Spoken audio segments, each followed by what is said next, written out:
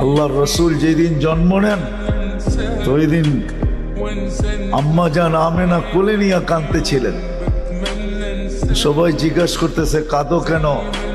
পরিবারের লোকজন, শ্বশুর বাড়ির লোকজন কেন কাঁদো? আব্দুল্লাহ নাই। কেন? আব্দুল্লাহ থাকলে এতক্ষণে খেলনা চলে আসতো। আল্লাহ যেন কানে কানে বলতেছিলেন আমেনা কাঁদিস না, আব্দুল্লাহ খেলনা আনলে আর কোত্থেকে আনবে? মক্কার বাজার থেকে। পাথরের আনবে, কাঠের আনবে, প্লাস্টিকের আনবে, মাটির আনবে, সূর্য ডুবতে দে চাঁদকে খেলনা বানায় পাঠায়। আর ঘটছেও তাই। আবু তালেব বলে বিকালে যখন শোয়া দিছি, সূর্য ডুবার পরে যখন শোয়া দিছি, চোখের উপরে তো বাদাল কামরু আইয়াদনু, চাঁদ দ্রুত গতিতে নিচে নামতেছিল। আর আমি তাকায় তাকায় দেখতেছিলাম।